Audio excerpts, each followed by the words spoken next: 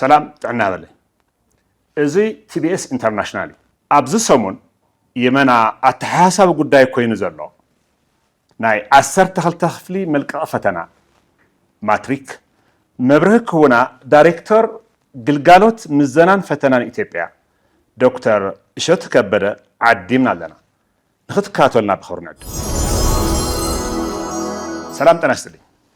ይህ TBS ኢንተርናሽናል ሰሞኑን እየተሰጠ ባለው አገር አቀፍ የ2018 ዓመተ ምህረት ፈተና ማትሪክ በትግራይ በተወሰነው የወረቀት ተፈታኞች የቀናት ለውጥ በትግራይ ተፈታኝ ተማሪዎች ከፍተኛ ተጽዕኖ እየፈጠረ ሲሆን የፖለቲካ ሽኩቻም ተጨምሮበት ይገኛል።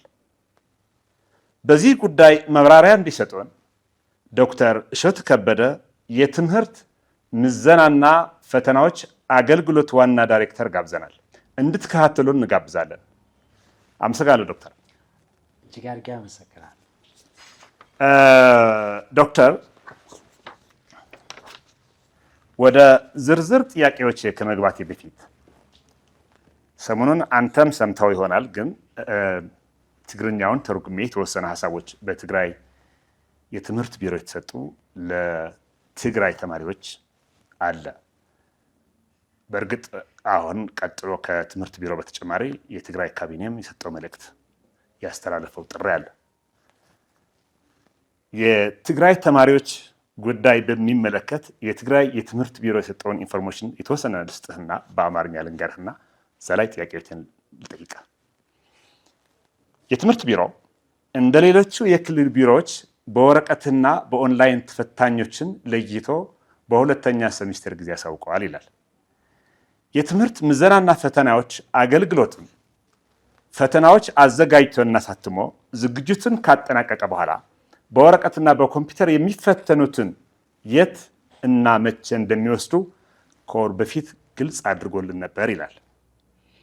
እስከ ሰኔ 15 ድረስም ምንም ልዩነት ሳይኖረን ከሚመለከታቸው ሁሉ በትብብር ስንሰራ ቆይተናል። ሰኔ 16 2018 ዓመተ ምህረት የኦንላይን ፈታኞች ሰኔ 16 2018 ዓመተ ምህረት የኦንላይን ፈታኞች ወደ ሁሉም የኢትዮጵያ ክልሎች ሲላኩ ወደ ትግራይ ክልል የተመደቡት ግን እንዳትሄዱ ተባሉ። ይህ ጉዳይ ተማሪዎች ሰምተው እንዳይጨናነቁ ስለሰጋን ይላል። ጉዳዩ በሽምግልና እንዲፈታ ጥረት ስናደርግ ቆይተን ከ5 ቀናት በኋላ ሰኔ 20 ፈታኞች እና የፌዴራል ፖሊስ አባላት ተልከው የመጀመሪያ ዙር ፈተና ከሰኔ 23 ጀምሮ በጥሩ ሁኔታ እየቀጠለ ይገኛል ይላል። በሁለተኛው ቀን ደውለው ደግሞ ወረቀት አንልክም፣ ሁሉም ተፈታኝ በኦንላይን ይፈተኑ ብለውናል ይሉና ከዚህ በኋላ ግን እንዲህ ያልናቸው እያለ ዝርዝር ሀሳቦች ይቀጥላል። የኔ ጥያቄ ዶክተር እስኪ የትግራይ የወረቀት ተፈታኞች ድንገት ወዳልተዘጋጁበት የበየነ መረብ ተቀይረዋል የተባለው እውነት ነው? ከሆነ ለምንድን ነው የተቀየረው? አመሰግናለሁ። የመጀመሪያ ፈተና ስራ የራሱ የሆነ ስታንዳርድ እና ሂደት አለው። ብድግ ብለህ ስለ ፈተና ተፈታኞችንም ይሁን የትምህርት ቤተሰብን እንዲህ ነው ማድረገው እንዲህ አላረግም የሚል ነገር የተቋሙ ሕግም ዲሲፕሊንም አይፈቅድም። ከዛ አንፃር በትግራይ ክልል ብቻም ሳይሆን በመላ ሀገሪቱ ተፈታኞችን እና የትምህርት ማህበረሰቡን ስለ ፈተናው ስለሚሰጥበት ሞዳሊቲ እና ከተፈታኞች ስለሚጠበቁ መብትና ግዴታዎች ስናብራራ ስናስረዳ ነው የቆየ ነው ማለት ነው። በዛው መነሻ በመላ ሀገሪቱ በኦንላይን የሚሰጠው የበይነ መረብ የምንለው ፈተና በመላ ሀገሪቱ ከሰኔ 23 ጀምሮ በ6 ዙሮች እስከ ሐምሌ 16 ድረስ የመጀመሪያ ዙር በተሳካ ሁኔታ ያጠናቀቅን ሲሆን ሁለተኛ ዙር ነገ የሚጠናቀቅ ይሆናል ማለት ነው። ይህ በመላ ሀገሪቱ እንደሚካሄድ ሁሉ በትግራይ ክልልም በተመሳሳይ መልኩ እየተካሄደ ይገኛል። ወደ 14755 ተማሪዎች አካባቢ ከትግራይ ክልል በበየነ መረብ ለመፈተን የተመዘገቡት በሁሉም ተቋማት በሰላም እና በተሳካ ሁኔታ በአሁን ሰዓት እየወሰዱ ይገኛሉ ማለት ነው። በሌላ ጎኑ ደግሞ በመላ ሀገራችንም ለወረቀት የተመዘገቡ ተማሪዎች የወረቀት ፈተና እንደሚሰጥ ሁሉ በትግራይ ክልልም በወረቀት ለመፈተን የተመዘገቡ ተማሪዎች በወረቀት የሚወስዱ ይሆናል። ማንም ተማሪ ከወረቀት ወደ ኦንላይን ተገዶ እንዲቀየር ከተለያዩ ሰዎች ጋር ኢንፎርማሊ ኦር ፎርማሊ በስልክ አውርቶ ከሆነ አላውቅም፣ ከኔ ጋር በስልክ ያወራኝም የለም፣ በስልክ የመለስኩለትም የለም። ይሄ ተቋም ደግሞ የኮሚኒኬሽን የራሱ ኮድ አለው። ስለዚህ ፈተናውን በወረቀት የተመዘገቡትን በወረቀት ነው የምንሰጠው እንጂ የተቀየረ ነገር የለም የሚለውን መያዝ ያስፈልጋል ማለት ነው። እዚህ ላይ ግን ልብ ልሉ የሚገባ አንድ ነጥብ አለ። ፈተናው በኦንላይን 6 ዙሮች ይሰጣል። 6 የተለያዩ ጊዜዎች 3 ቀን እያለ ይሰጣል። በወረቀት 4 ዙሮች ይሰጣል። የወረቀቱ ለተፈጥሮ ሳይንስ 1 ዙር አለ፣ ለማህበራዊ ሳይንስ 1 ዙር አለ፣ 2ኛ ዙር፣ 3ኛ ዙር ደግሞ በቀድሞ ስርዓተ ትምህርት የተማሩ በተለያዩ ክልሎች ላይ ያሉ የተንተባጥበው የቀሩትን አንድ ላይ የምንፈትንበት ወደ ከ19000 በላይ ተማሪዎች አሉን። 4ኛ ዙር ደግሞ ፈተናውን በምንሰጥበት ወቅት በተለያየ ምክንያት ሳይፈተኑ የሚቀሩ በማህበራዊ ችግር፣ በጤና ችግር፣ ማህበራዊ የምንለው ቤተሰብ አካባቢ በሚገጥም እንደዚሁም ደግሞ በፈተና ማዕከላት ላይ በሚፈጠሩ ቴክኒካል ምክንያቶች የሚቀሩ 3፣ 4፣ 5፣ 10 ወይም ሙሉ ትምህርት ቤቱን የቀረ ካለ ሰብሰብ አድርገን የምንፈትንበት 4ኛው የወረቀት ዙር አለን ማለት ነው። በወረቀት የተዘጋጀ ፈተና ዙር አለ። እነዚህ ዙሮች በምናይበት ሰዓት ለምሳሌ በኦንላይን የመጀመሪያ ዙርም 2ኛ ዙርም የማይፈተኑ በ3ኛ ዙር ብቻ የሚፈተኑ አሉ። የመጀመሪያም 2ኛም 3ኛም ዙር የማይፈተኑ 4ኛ ላይ ብቻ የሚፈተኑ አሉ፣ ወይም 5ኛ ላይ ብቻ የሚፈተኑ አሉ ማለት ነው። 5ኛ ዙር ላይ የሚፈተን ትምህርት ቤት ካለ ወዘሪቲዝ በኦሮሚያ ይኖር፣ በአማራ ይኖር፣ በትግራይ ይኖር ያ ተማሪ ከሌሎቹ ተማሪዎች ወደ ኋላ ዘግይቷል ማለት ነው። ቅድም ካነሳው አንፃር ማለት የጊዜ መዘግየት ከተነሳ ማለት ነው። የጊዜ ለውጦቹ በማንኛውም ሰዓት ላይ አለ። ፓራሌሊ ነው የሚሰጠው። ፈተናዎቹ ኢኩቫለንት ናቸው። ኢን ፔዳጎጂካል ተርምስ ፍትሃዊ፣ ደህንነቱና ምስጢራዊነቱ የተጠበቀ የተማሪዎችን የመማር ብቃት ወይም አጥጋቢ የመማር ብቃትን ሊመዝኑ የሚችሉ በዘርፉ ባሉ አንቱታን ባተረፉ ባለሙያዎች የተተቹ የተገመገሙ አርትዖት ስራ የተሰራባቸው ወጥ ጥያቄዎች ተዘጋጅተው የሚተዳደሩ መሆኑን በዚሁ አጋጣሚ ለማስገንዘብ ነው ማለት ነው። ምናልባት በ4ኛ ዙር የወረቀት ፈተና ላይ የትግራይ ክልል ላይ ያሉ በወረቀት ያሉትም አንድ ላይ ከሐምሌ 22፣ 23 እና 24 ላይ ይወስዳሉ ብለን ስንገልጽ ገና ከዚህ መግለጫ በኋላ ጥያቄ የምናዘጋጅ ለትግራይ የተለየ ፈተና እንደምናዘጋጅ አድርጎ የሚገልጹ ሰዎች የተወሰነ የደወሉልኝ ነበሩና ይሄ ስህተት ነው። እኛ ፈተና አሁን አይደለም የምናዘጋጀው። አመቱ ሙሉ ይሄ ተቋም ፈተና ሲያዘጋጅ ለፈተና አስተዳደር የሚያስፈልጉ ነገሮችን ሲሰራ የሚቆይ እንጂ ፈተና መሀል ከገባ በኋላ ፈተና የሚያዘጋጅ ተቋም አድርጎ መገመትም ትንሽ ስለተቋሙ በአግባቡ እኛ አልገለጽንም፣ ብዙ ሰዎች ስለተቋሙ አላወቁም የሚል አሳይሜንት የሚሰጠን ነው ማለት ነው። እንደው በአጭሩ ለመንገር ይህ ተቋም ስራ ከጀመረ አመቱን ቢጠቅስ ከ1938 ዓመተ ምህረት ጀምሮ ስራ ላይ ያለ ተቋም በዚህ ረጅም ጊዜ ሲቆይ ብዙ ጊዜ ብዙ ውድቀቶችን ብዙ ስኬቶችን አብሮ በማሳለፍ እጅግ የካበተ ልምድ ያለው በየጊዜው ደግሞ እየተሻሻለ የመጣና አሁንም ሊሻሻሉ የሚገቡ ነገሮችን ለማሻሻል እየተጋ ያለ ተቋም በመሆኑ እንደ ተቋም ከታየ ታሪክ ያለው በጣም ረጅም እንትን ስለሆነ እንደዚህ አይነት በጣም ቀላል የሆኑ ነገሮችን ይሰራል ብሎ መገመት በጣም አዳጋች ነው የሚሆነው ማለት ነው። ስለዚህ ቀድሞ የተዘጋጁ ለማንኛውም ለኢትዮጵያ ውስጥ ላሉ ተማሪዎች ሁሉ ሊሰጥ የሚችል የተጻፈ የተገመገመ እና አርትዖት ስራ የተሰራለት ፈተና አለን። ከዛም አልፎ መጠባበቂያ ሁሉ አለ። ከነዛ ፈተናዎች ፑል ውስጥ ይወጣና ለትግራይ ክልል ብቻ ሳይሆን ሌሎችም ክልሎች ላይ ላሉ ቅድም ለነገርኩ ሰዎች ጭምር ተማሪዎች ጭምር የሚሰጥ ፈተና ነው የሚለውን ሰው እንዲረዳልን እንፈልጋለን። ምናልባት ከዚህ አግባብ አንድ የተወሰነ ነገር ላነሳልህ እፈልጋለሁ። ለምሳሌ በተለያየ አጋጣሚ ቅድም አንተም ስታነሳ ስለነበረ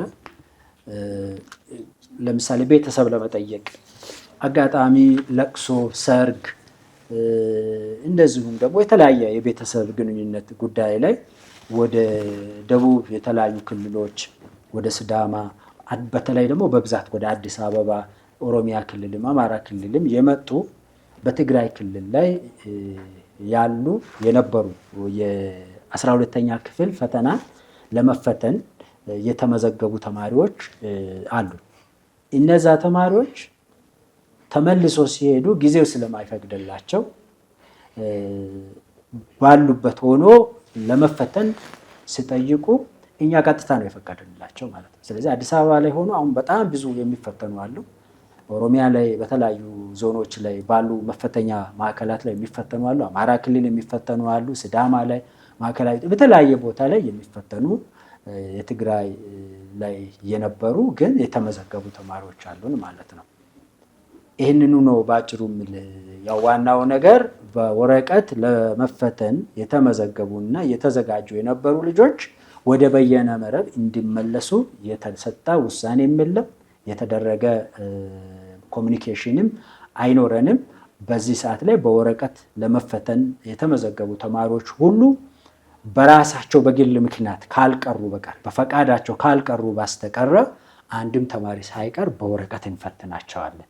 በኦንላይን የተመዘገቡትን ደግሞ ሙሉ በሙሉ እስከ መጨረሻው ድረስ በኦንላይን እንፈትናለን። ይሄን የተለየ ነገር ለትግራይ ተወላጅ ለሆኑ ወይ ትግራይ ክልል ላይ ላሉ ልጆች የምናደርግ ሳይሆን ለማንኛውም ኢትዮጵያ ውስጥ በኢትዮጵያ ክልል ውስጥ ባሉ መፈተኛ ማዕከላት ላይ ለሚፈተኑ ተፈታኞች የምናደርገውን ያንኑ ነው የምናደርገው የሚለውን በደንብ ተፈታኞችም የተፈታኝ ቤተሰቦችም እንዲገነዘቡ። ከ22 ወደ 20 ከሐምሌ 22 እስከ 24 ለምን ተቀየረ? ቀደም ብሎ ለምን ያልተካሄደው በተለይ መንገድ ተቀየረ የሚለው ቃል እንግዲህ ተራዘመ። ኦኬ ምን እንዴት መሰለ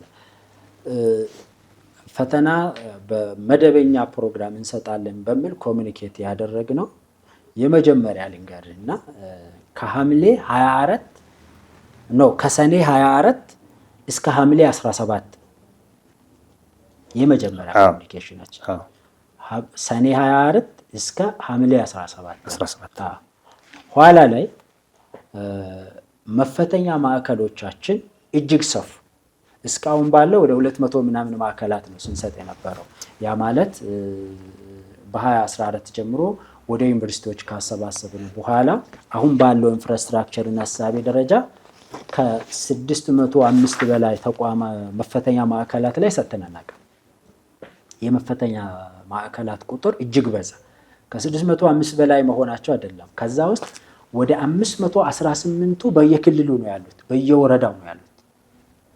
ስለዚህ የፈተና ማዕከላቱ እየሰፉ በመጡ ሰዓት ላይ አስፈላጊ የሆኑ ሎጂስቲኮችን ከዛ ጋር ተያያዥ የሆኑ ፈተናው ደህንነቱ ተጠብቆ ምስጢራዊነቱ ተጠብቆ ፍትሃዊ በሆነ አግባብ ለሁሉ እንዲሰጥ በማድረግ ረገድ የመጀመሪያ ለውጥ ያደረግነው ከ24 ወደ 23 ነው የሳብ ከ17 ወደ 16 ነው የሳብ። ይሄ ጥያቄ አልተጠየቀም ለምን አረጋችሁ ተብሎ ማለት ነው። ይህንን አድርገን የኦንላይኑን በዚህ ከጀመርን በኋላ በወረቀት የምንሰጠውን ፈተና ደግሞ እንደዚሁ ስንገመግም ከሎጂስቲክ አሬንጅመንት ጋር ከተለያዩ ሁኔታዎች ጋር ስንመዝነው ተማሪዎቹ በተረጋጋ ሁኔታ ውጤታማ በሆነ ሁኔታ ለመስጠት የሚያስችል አሬንጅመንት መስራት ያስፈልጋል ማለት ነው። አንዱ የአንዱን ሳይረብሽ መስጠት የሚያስችል አሬንጅመንትስ በምንፈጥርበት ሰዓት ላይ በአራቱ ዙሮች ያሉ መፈተኛ ማዕከላትን ታሳቢ ያደረገ ድልድል እንደገና ሪቪዚት ነው የተደረገው እና በዛ መካከል በትግራይ ክልል ላይ ያሉ በወረቀት የሚሰጡ ፈተናዎችን ከሐምሌ 22 23 እና 24 ላይ በሚሰጠው ማድረግ አንድ የመጀመሪያ ነምበር 1 ተማሪዎቹን ይጠቅማል የሚል እምነት ስለያዘ ያ ማለት ምን ማለት ነው? ያው አንተም በትምህርት ነው ያለፍነው፣ ሁላችንም በትምህርት ነው ያለፍነው እና ለፈተና እኮ አንድ ቀን አይደለም ጠዋት ይሰጥ የነበረ ፈተና ከሰዓት ሲሆን ኢትስ አድቫንቴጅ እንጂ ተማሪዎቹ ዲስአድቫንቴጅ የሚያረጋቸው አይደለም። የተማሩት ይታወቃል፣ ምን እንደሚፈተኑ በተለያየ ጊዜ ላይ እየገለጽን ነው የመጣ ነው። ስለዚህ በእነዚህ በተሰጡት በ3 እና 4 ቀን ውስጥ ተጨማሪ ምናልባት ያልሸፈኗቸው ቦታ ጨምሮ ድጋሚ ማየት ያለባቸው ቦታዎችን እንደገና አይተው ተረጋግተው እኛ ባሳወቅናቸው ቦታዎች ላይ መቀሌ ዩኒቨርሲቲ እና አክሱም ዩኒቨርሲቲ ላይ መጥተው ይፈተናሉ። ይሄ ለተማሪዎቹ የበለጠ ይጠቅማል እንጂ አይጎዳም። ተማሪዎቹን ይጎዳ የነበረው መቼ መሰለ? ሰኔ 23 ላይ እሰጣለሁ ብዬ ሰኔ 10 ነው የሚሰጥህ፣ ሰኔ 7 ነው የሚሰጥህ ብዬ ወደፊት ብስበው ግን ምናልባት እነዚህ ቀናት ውስጥ የተወሰኑ አጠሬራ አውጥቶ የተወሰኑ መስታወሻዎችን አውጥቶ ይከልሳለሁ ያለ ልጅ ሳይከልስ ቀኑ ይደርስበታል። ወደኋላ በሳብኩ ቁጥር ለልጆቹ ይጠቅማል፣ ለወላጅ ይጠቅማል። ቢኮዝ በአጭር ጊዜ ውስጥ እየደገፈው የነበረውን ድጋፍ የተወሰኑ ቀናት ውስጥ ቀረብ ብሎ ልጁ የበለጠ ውጤታማ እንዲሆን ቀረብ ያለ ድጋፍ እንዲያደርግም ትንፋሽ የሚሰጥ ነው የሚሆነው፣ ጊዜ የሚሰጥ ነው የሚሆነው እንጂ ተማሪዎቹ ላይ የተለየ ጉዳት ያመጣል። እንደውም ወደፊት የመጡት ነበሩ መክሰስ የነበረባቸው መጠየቅ የነበረበት ለምን እኛን ወደፊት አምጥታችሁ እነሱን ወደኋላ በማድረግ የተለየ ጥቅም ሰጣችሁ ተብለን ቅሬታ ይቀርባል የሚል ጭንቀት ነው እንጂ የነበረብን፣ ስጋት ነው እንጂ የነበረብን። እንደውም ወደኋላ አረጋችሁን ተብሎ ቅሬታ ይቀርባል አይደለም። እንደውም ምስጋና የተለየ ጥሩ አይታችሁናል ተብሎ የተለየ ምስጋና ይቀርብልናል ብለን ነበር ያሰብነው። this is from bottom of my heart ማለት ነው። ዶክተር 2 ጥያቄዎች አሉኝ። ከሁለት የውስጥ አዋቂዎች ነው የሚሉ ከትግራይና ከአዲስ አበባ። ከትግራይ ልጀምር። ምናልባት እዚህ ትግራይ ውስጥ አሁን ለምን ወደ ሐምሌ ሄደ የሚሉ ሰዎች ቀደም ብሎም የትግራይ ትምህርት በአጠቃላይ 12ኛ ክፍል ማለት አይደለም የእናንተን ቀደም ብሎ ግንቦት ላይ እንዲዘጋ ችግር አለና ዝጉልን ብለው አስበው የነበሩ መሪዎች አሁን ይሄንን ወደ ሐምሌ ሲሄድ በጣም ስለማይመቻቸው ካላቸው የውጊያ ዕቅድ ነው የሚሉ ውስጥ አዋቂዎች አሉ። አዲስ አበባ አካባቢ ደግሞ አሁን የሰማሁት ደግሞ ምን የሚላሉ የትምህርት ምዘናና ፈተናዎች አገልግሎት የወረቀት ጉዳይ ቀድሞ እኩል ከትግራይ ጋር ቢልከው እምነት ስላላሳደረ በትግራይ ፖለቲካ ሁኔታ ስለማያምናቸው ያወጡብኛልና ሀገራዊ ፈተናውን ይረብሻሉ ብለው አስወን ያልሰጠው የሚላሉ። እዚህ ጋር አስተያየት አለ? የመጀመሪያ ጄኑዊን አስተያየት ልስጥ። በፈተና ጉዳይ ላይ ፈተና ስታስፈጽም በተለየ ሁኔታ የምታምነውና በተለየ ሁኔታ የምትጠረጥረው ሰው የለም። በሌላ አገላለጽ በፈተና ላይ መልአክና ሰይጣን የለም። በፈተና ላይ ሰዎች ናቸው ያሉት። ፈተናውን ደህንነቱንና ምስጢራዊነቱን ጠብቆ ለመስጠት የሚያስችል ስራ በ2 እና በ3 ቀን አይደለም የምትሰራው። የዛሬ ዓመት ጨምሬ ነው የምትሰራው። ምን ይገጥመኛል ብዬ ማለት ነው። ፈተና መስረቅ ሊገጥመኝ ይችላል፣ ሰው ምን አረጋለሁ? ፈተና ኩረጃ ይገጥመኛል፣ ሰው ምን አረጋለሁ የሚለው በተደጋጋሚ እየመከርን ነው የመጣ ነው። ስለዚህ ለትግራይ የተለየ ፈተና ለመስጠት ታስቦ የተደረገ አይደለም። ምናልባት ከሌሎች ጋር ብንሰጥ ትግራይ ላይ የፈተና ደህንነት ኢሹ ሊገጥመን ይችላል። ይሄን የሚጠረጥሩ ሰዎች ለራሳቸው ሊኖሩ ይችላሉ። በእኛ ግን ያየ ነው የኛ የተቋም ግምገማ እንግዲህ በኢትዮጵያ ውስጥ ፈተና የሚያስተዳድረው የተቋም ነው። ከሚመለከታቸው ባለድርሻ አካላትም ጋር ተመካክረን የተሻለ ሎጂስቲክ ተማሪዎቹም በተሻለ ሁኔታ ተረጋግተው ለመፈተን የሚያስችል ሁኔታ መፍጠር የምንችለው በ22 ላይ ብንሰጥ ለወላጅ ለተማሪም ለእኛም ጥሩ ጊዜ ነው የሚል ነገር ነው ያየ ነው። አይ ዶንት ኖ ይሄንን አዩት እንጂ ለምሳሌ በአንድ 5 ክልሎች ላይ ያሉ 6 መፈተኛ ማዕከላትን ከዚህ ጋር አምጥተን እንፈተናል። ይሄ ፈተና እኮ የሚፈተነው የትግራይ ክልል ብቻ አይደለም፣ ሌሎች ክልልም ላይ ያሉ ተፈታኞች ይፈተናሉ። ቁጥራቸው ግን የትግራይ ክልል አይደለም፣ በጣም ጥቂት ነው የሚሆነው። በብዛት ያለው የትግራይ ክልል ነውና ይሄ እንዴት መሰለ በቃ ሌትስ እኛ የምንፈትነው ፊዚክስ፣ ኬሚስትሪ፣ ባዮሎጂ፣ ኢኮኖሚክስ እና እነዚህ ሂስትሪ፣ ጂኦግራፊ ነው። በቃ እኛ ስለ ህወሓት አንፈትንም ወይም ስለሆነ ስለ ፖለቲካ ድርጅት አንፈትንም። ስለዚህ ልጆቹ የሚፈተኑት ስለ ፊዚክስ ነው፣ ቬሎሲቲ፣ ስፒድ እንደዚህ የምንለው ስለ ሂሳብ ነው። እንደዚህ የተማሩትን ነገር ነው እንጂ የምንፈትነው። ስለዚህ በእነዚህ ትምህርት ላይ አምጥቶ የተለያየ በፖለቲካ ሂደት ላይ የሚገመገሙ የሚስተዋሉ ነገሮችን አምጥቶ እዚህ ላይ መዶረት ልጆቹ ተረጋግተው እንዳይፈተኑ ወላጅ ረዥም ዓመት ልጁን ለማስተማር ኢንቨስት ያደረገበት ላይ በልጅ ላይ ለመቀለድ የሚደረግ ነገር ነው። ስለዚህ ስቶፕ ኤኒ ጋምብሊንግ። በቃ ይሄ ልጆቹ ላይ የሚደረገውን ጋምብሊንግ እናቁም። ለሌሎቹ ነው የሚነግረው። አሁን ልጆቹ ተረጋግተው ይፈተኑ። እኛ በኦንላይን ለመፈተን የገቡ ልጆችን በተረጋጋ ሁኔታ በኦንላይን እንፈትናቸዋለን። ከአስፈታኞች ጋርም ባሉ አስፈታኝ ተቋማትም ጋር በየዕለቱ እንገናኛለን። ይህንንም እያደረግን ነው። ዛሬ ጠዋት የተወሰኑ ተማሪዎችን ሁሉ አናግራለሁ። በጣም በተረጋጋ ሁኔታ በሁሉም ማዕከላት ላይ ልጆቹ በሰላም እየተፈተኑ ነው ያሉት። አድግራትም ላይ፣ መቀሌም ላይ፣ አክሱም ሌሎቹም ላይ በተረጋጋ ሁኔታ እየተፈተኑ ነው ያሉት። ስለዚህ እዚህ ተረጋግተው የሚፈተኑ ልጆችን አንረብሻቸው። ልጆቹ ዛሬ እየረበሽናቸውን ቢሆን ችለው ይፈተናሉ። ነገ ግን ዛሬ ያደረግንባቸውን ይመልሱልናል እና እኛ ባለንበት ቦታ ላይ አሁን የፌዴራል መንግስት ለልጆቹ የወሰነውን ውሳኔ ይሄንን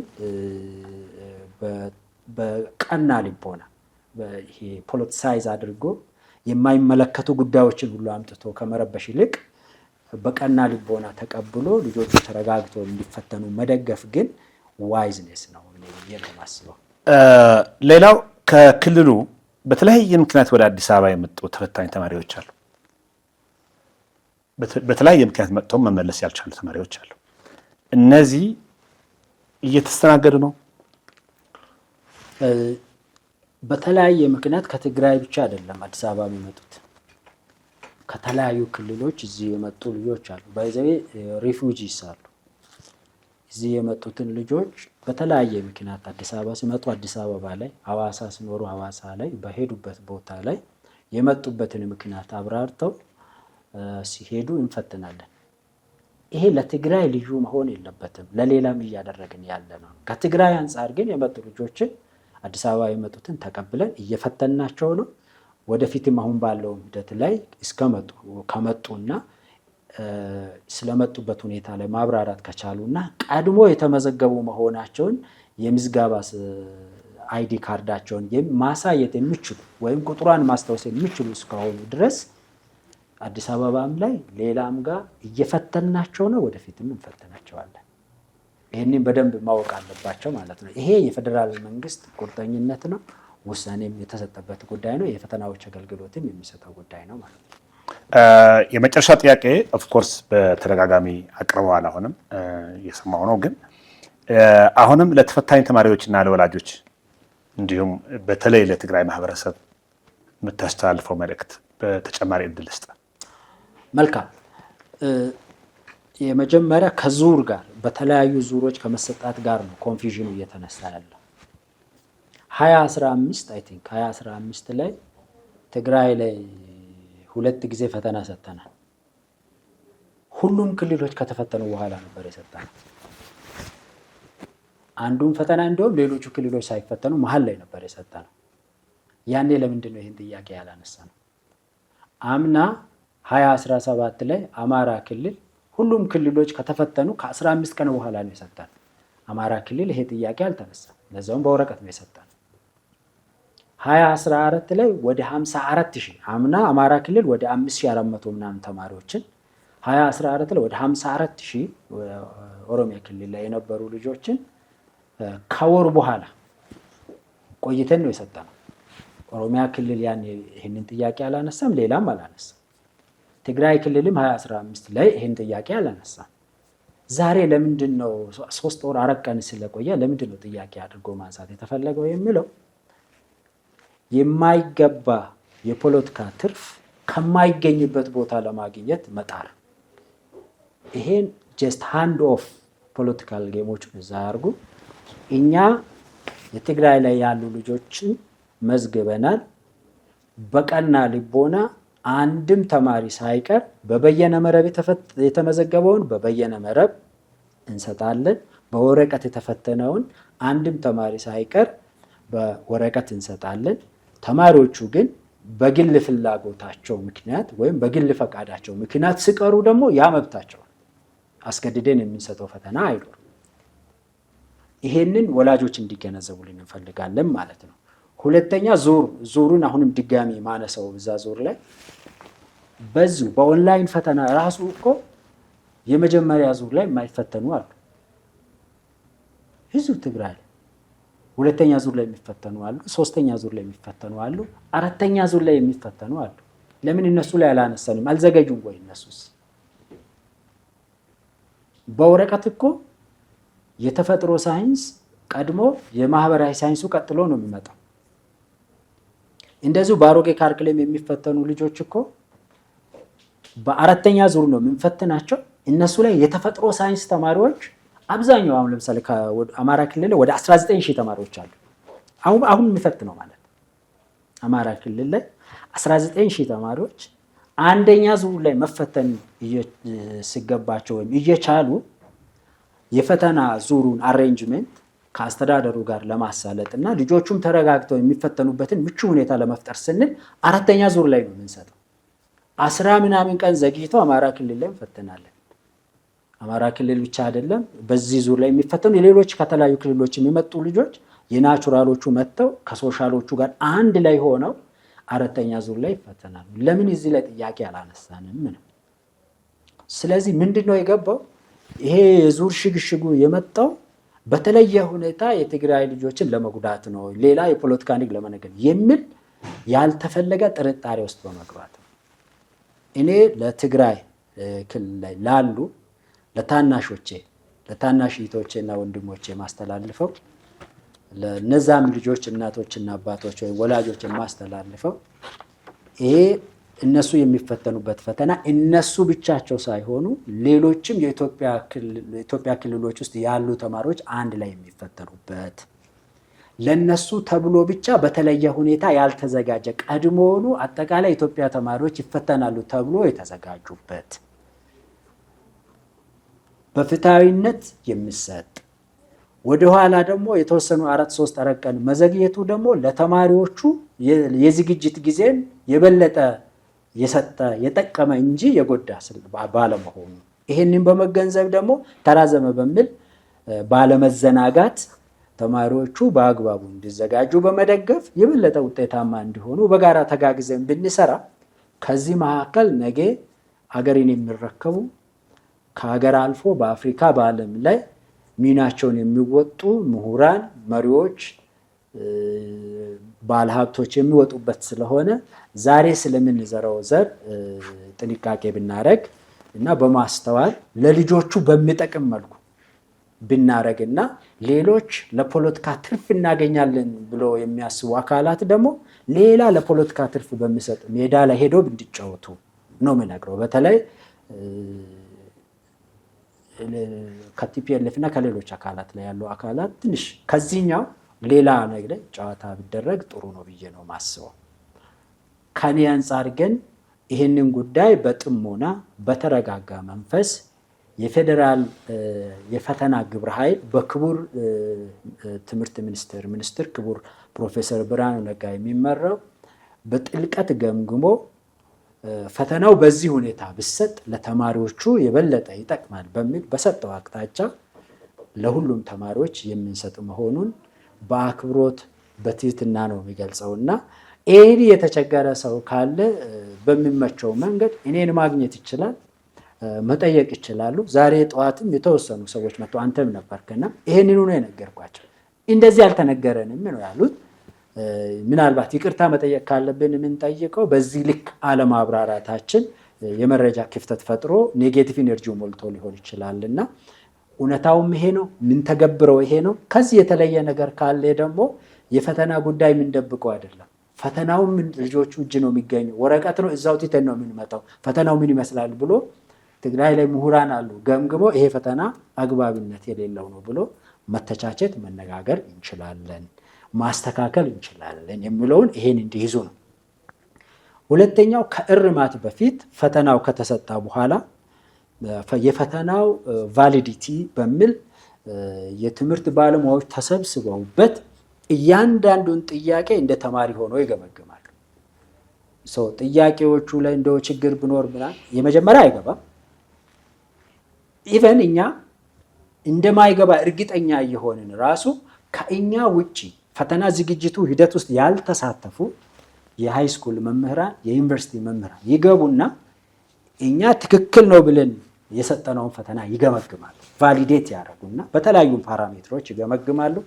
ገምግሞ አይተው በዚህች ቃል ላይ በዚህች ጥያቄ ላይ ጉለት አለበት ያሉትን ሁሉ ከእርማት ሲስተሙ አውጥተን ትክክለኛ የሆነውን ጥያቄ ብቻ አርመን አስልተን የምንሰጥ መሆኑንም ይሄንን እንደ አሰራር ያለ አዲስ ገና ለትግራይ ክልል ይሄ ስለተፈጠረ የምንፈጥረው ሳይሆን እስካሁን እየሰራን ያለ አሰራርም እንዳለ እንድታወቅ በቀና ልቦናና በትህትና ለመግለጽ እፈልጋለሁ። አመሰግናለሁ ዶክተር። በጣም ነው የማመሰግነው። ጥያቄዎችን ጨርሻለሁ። ይህ ቲቢኤስ ኢንተርናሽናል ነው። የዛሬው እዚሁ አበቃን። በሚቀጥለው እስክንገናኝ ሰላም።